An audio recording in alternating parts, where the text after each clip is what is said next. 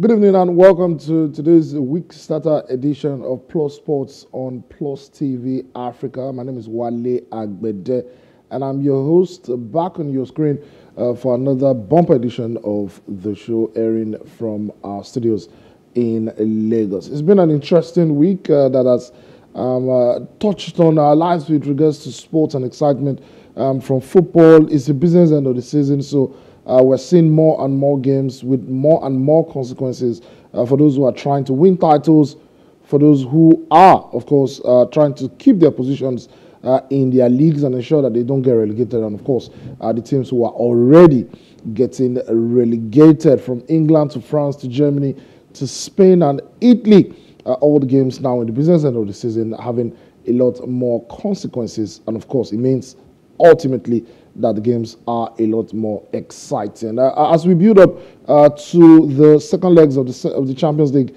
tomorrow, the teams who are participating in the semi-finals of the UEFA Champions League were in action this weekend, and all four games, I beg your pardon, were very, very interesting. Inter did get a victory. AC Milan found themselves on the back of a very disappointing loss, and I mean a loss that impacts on their chances of making it back to the Champions League next season through the league. That's if they don't win the Champions League, because of course if they do win the Champions League, then they get an automatic slot into the group stages of the competition for next season. Real Madrid also didn't have a great performance. They needed Asensio. It was a changed Real Madrid side. We'll touch on it later on the show, but for Manchester City, it was not so easy at first, but eventually they did get a very comfortable victory. And of course, with Arsenal finding a way to lose at the Emirates against Brighton and Hove Albion, it means that City could well be on their way to the Champions League final if they do get a result against Real this midweek. And at the end of this week, could be crowned champions of the Premier League for a fifth time in 7 seasons under Pep Guardiola, and for a third season in a row. Only one team in the history of the Premier League has done that before, Manchester United. They did it twice under Sir Alex Ferguson, most recently between 2007 and 2009. So it will be an immense achievement for City, who of course are still in the hunt for a very, very historic treble. All right, in tennis, it's still clay court season, and the final tournament before we make it to Paris for Roland Garros is in Italy. It's the Italian Open in Rome, and the big boys, the heavy hitters, are of course getting down to business. Novak Djokovic, Carlos Alcaraz, who is top seed for both this competition and of course for the French Open in Roland Garros at the end of this month.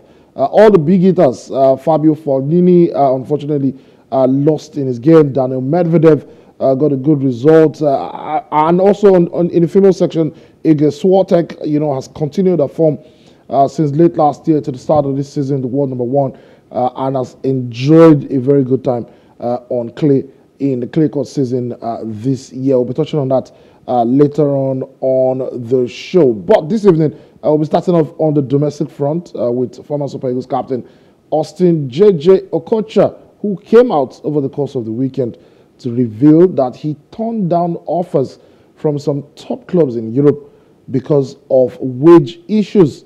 That's quite interesting because a lot of people would like to assume that maybe the top clubs will be able to afford top wages. But Okocha said this he was in an interview over the course of the weekend, and he said that, look, that his choice, he knows that his choice of clubs may have stopped him from being named as the best player in Africa, the African Footballer of the Year. The midfielder was named African Footballer of the Year runner-up in 1998. He was behind Moroccan legend Mustafa Hadji, and of course finished third in 2003 and 2004 behind the likes of Yaya Toure. Okocha featured Samuel Eto'o-Fields, I beg your pardon. Okocha featured for Eintracht Frankfurt, Fenerbahce, Paris Saint-Germain, alongside Ronaldinho. He was at Bolton Wanderers in the Premier League. Went to Qatar for 2 years to get some pension, I'd like to ask him, before coming back to England with Hull City, where he helped them gain promotion to the Premier League before retiring in 2008 at the age of 34. There was a comment that was attributed to him just a few weeks ago where he said that if he had played in today's football, that he would cost any football club that wants to sign him about 150 million, considering the amounts that's been bandied around and of course the inflation in the football transfer market. I do not necessarily agree with that number. Seems quite flawed when you consider that the players who are in that bracket, right, the Kylian Mbappe's and Neymar's, maybe Okocha, I mean, talented player, but I just didn't think that he applied himself enough to be categorized at that level. But who knows? Who knows what it might have held for him if he played in today's era.